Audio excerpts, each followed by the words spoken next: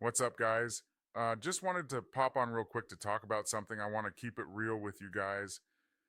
Most people don't actually have a money problem, they just don't know how to stick to a system. Everybody thinks bad credit comes from not paying their bills when they're due or just making dumb choices, but after seeing this over and over again with real people, I honestly believe the real issue is that nobody was ever taught how to actually manage their money in a way that makes sense. Most people are just surviving. They get paid, pay what they can, spend the rest, and hope everything works out. And when it doesn't, they blame themselves instead of the system they're using. That's where everything breaks down. Because if you don't have a real budget in place, what you really have is a good system. But systems that aren't followed don't pay the bills. A real budget isn't about restricting yourself or living like a monk. It's about knowing three things at all times: how much is coming in, where it's going, and what your money is supposed to be doing for you. Without that, it's impossible to win. You're basically driving blind and wondering why you keep crashing. And that's why I always say the budget is the common denominator for bad credit.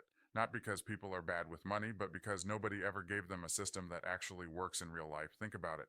Late payments don't happen because someone wakes up and says, I feel like messing up my credit today. They happen because the timing is off. Money came in late. Something unexpected popped up. The balance was already high. The system had no margin. High utilization doesn't happen because people love debt. It happens because expenses keep stacking on top of each other and there's no real plan to bring balances down. Collections don't happen because people want to avoid their responsibilities. They happen because something in the cash flow broke. And once it breaks, it snowballs fast. That's why I always start with the budget before I even talk about credit strategies, because all the strategies in the world won't fix a broken foundation. Now, when people start trying to pay off debt, the first thing they usually hear about is the debt snowball. The debt snowball is basically like emotional therapy for your finances. You line up your debts from smallest to biggest and just start knocking them out one by one. And honestly, I get why people love it. You get quick wins, you see accounts disappear. It feels like progress, and that feeling keeps you going. If you've got a $300 card, a $500 card, and a $5,000 card, knocking out that $300 feels amazing. It gives you momentum. You finally feel like you're moving forward instead of stuck. But here's the truth most people don't talk about: the snowball feels good, but it's not the smartest mathematically. You might be paying off a small balance at a low interest rate while carrying a monster balance at a crazy high rate. So emotionally, it's great, but financially, it's not optimal. Then you hear about the debt avalanche, which is the opposite approach. This one is all logic, no feelings. You go after the highest interest first, no matter how big the balance is. From a numbers perspective, this is the best method. You save more in interest over time, you get out of debt faster on paper. But the problem is, most people don't stick with it because staring at a massive balance for months feels discouraging. It feels like nothing is happening, even if technically you're doing the right thing. So Snowball works for motivation, Avalanche works for math, but neither of them fix the real issue, which is how money flows through your life every month. That's why I personally lean toward velocity banking. Velocity banking is a system that is a completely different way of thinking. It's not about just paying off debt, it's about controlling cash flow and forcing your money to work harder for you. Instead of letting your paycheck sit in a checking account doing nothing, you run it through a line of credit.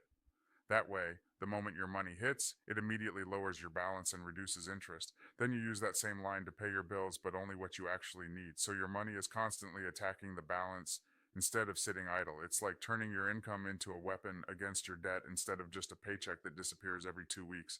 And the crazy part is, this isn't even about making more money. It's about using the money you already have more efficiently.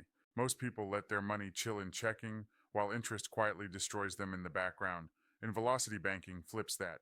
Now every dollar is working every single day, but here's the part nobody wants to hear. Velocity banking exposes your habits immediately. If you overspend, it shows. If your budget is fake, it shows. If your lifestyle doesn't match your income, it shows. There's nowhere to hide. That's why it's powerful, but also why it's not for everyone. You have to actually be honest with yourself. You have to know your numbers. You have to have discipline. But for people who are ready, it's life changing. I've seen people cut years off their debt just by changing how their money moves, not by working harder or making more.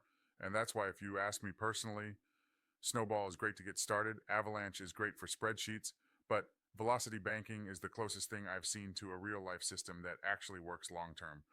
Because it's not just about debt, it changes how you think about money altogether. You stop seeing money as something you spend and start seeing it as something you deploy. You stop reacting and start controlling. And once you control cash flow, credit starts fixing itself. Your utilization drops. Your payments are always on time. Your balances stop growing. You're not stressed every month.